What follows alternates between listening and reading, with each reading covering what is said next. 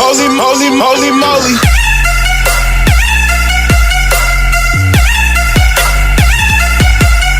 Didn't even ask me what I wanted. You made them assumptions.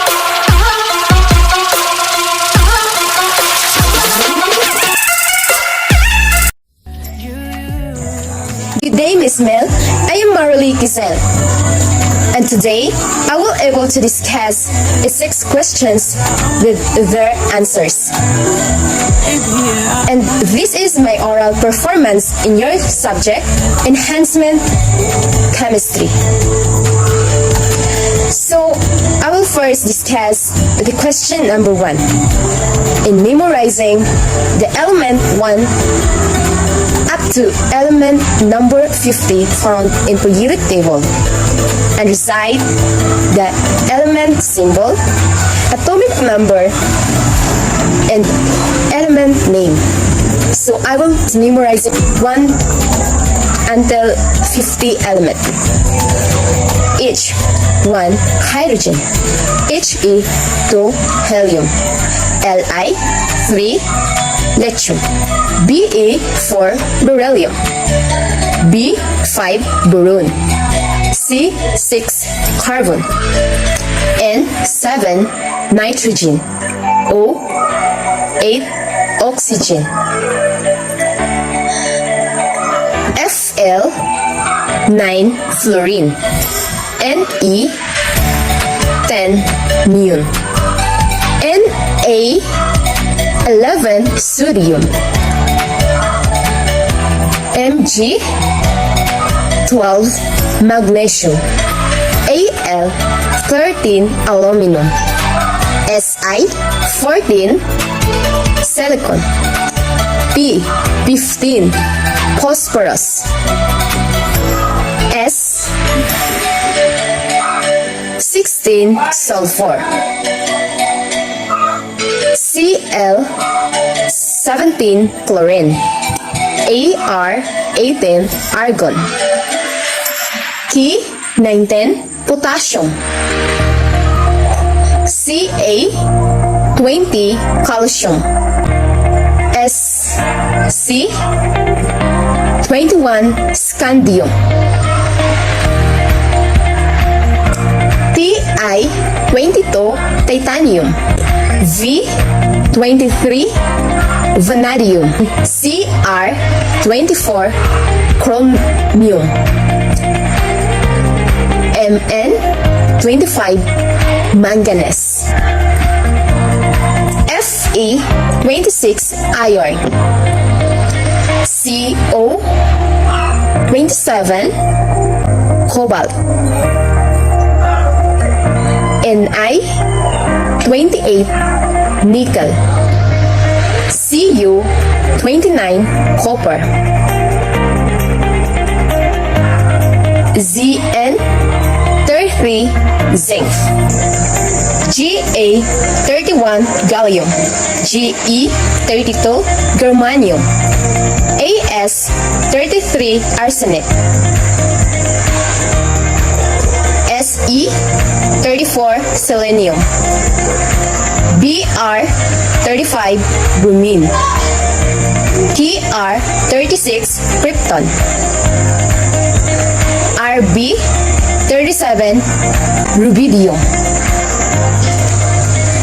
Sr, 38 strontium. Y, 39 yttrium. Zr, 40 zirconium. Nb, 41 niobium.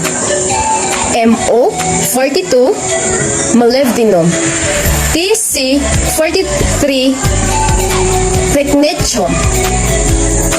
Ru, 44 ruthenium. Rh, 45 rhodium. Pd, 46 palladium. Ag, 47 silver. CD, 48 cadmium. In, 49, indium. SN 50, tin. And that's all, ma'am, the 1 to 50 elements in the periodic table. Next, the number 2 question. State the difference between atomic mass and atomic number. The difference between atomic mass and atomic number. Atomic mass refers to the weight of an atom or the mass of an atom. It is derived by adding the protons with the number of neutrons. And on the other hand, atomic number refers to how many protons an atom that element has. An atomic number also, no two elements have the same protons. And that's the difference between atomic mass and atomic number. Next, the question number 3. The question number 3 is point the location of metals, non-metals, and metalloids. The location of metals in the periodic table is to the left line of the periodic table except the hydrogen, which is non-metal. Then, non-metals is to the right line of periodic tables, and the metalloids are the elements immediately adjacent to the line of the periodic table. And that's all the location of metals, non-metals, and metalloids. Look at this figure. This is the sample where you can locate the non-metals, metals, and metalloids. Next, the number 4 question. The number 4 question, differentiate the properties of elements that are categorized between periods or horizontal rows and groups or columns. The properties in elements that are categorized in periods or horizontal rows are the elements is a period are not alike in properties. In fact, the properties change greatly across even given row. The first element in a period is always an extremely active solid. The last element in a period is always an inactive gas. In groups or columns, the elements in each family have similar but not identical properties. All elements in a family have the same number of electrons. And that's the difference between the categories of a period or horizontal rows and a groups or columns. And the next question is number 5. Points the location of the orbital shells blocks is P, B, and F. The location of the orbital shells blocks is P, D, and F. The S block is the first 2 columns on the left-hand side of the periodic table. The D block is the 10 columns in the middle of the periodic table. And then, the P block is the last 6 columns on the right-hand side of the periodic table. And last, the F block is the bottom 2 rows separated from the rest of the periodic table. This figure is the periodic table of the elements orbital shell blocks, where we can find the position of S, P, D, and F of what my answer said. And the number 6 question, the last question, enumerate and describe the characteristics of each family or groups found in the periodic table. The groups or family in the periodic table are alkaline metals or alkali family, alkaline earth metals, transition metals, boron family, nitrogen family, oxygen family, halogen family, noble gases, and the earth I mean the rare earth elements. The alkali metals or alkali family is found in the first column of the periodic table. Atoms of the alkali metals have a single electron, in other words, one valence electron. They are shiny, have the consistency of clay, and are easily cut with a knife. The most reactive metal react violently with water in nature and always bonded with another elements. The alkaline earth metals, they are never found and combined in nature and have two valence electrons. Alkaline earth metals includes nutrients like magnesium and calcium, among others. Transition metals. Transition elements include these elements in the B families. These are the metals you are probably most familiar: copper, tin, zinc, iron, nickel, gold, and silver. They are good conductors of heat and electricity.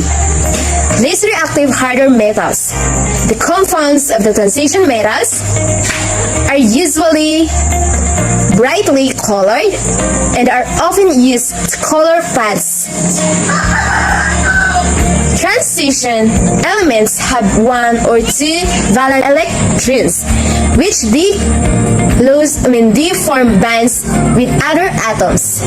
Some transition elements can lose electrons in their next to outermost level. The boron family is named after the first element in the family. Atoms in the family have three valence electrons. The best example is aluminum. And then the nitrogen family is named after the element that makes up 78% of our atmosphere. Atoms in this family have valence electrons. They tend to share electrons when they bond. And next, oxygen family. The atoms of their family have 6 valence electrons. Most elements of these share electrons when forming compounds. Oxygen also is the most abundant element in the Earth's crust. It is extremely active and combines with almost all elements. Next, halogen family. Elements in this family are fluorine, chlorine, bromine, iodine, and astatine. Halogens have 7 valence electrons, which explains why they are the most active non-metals.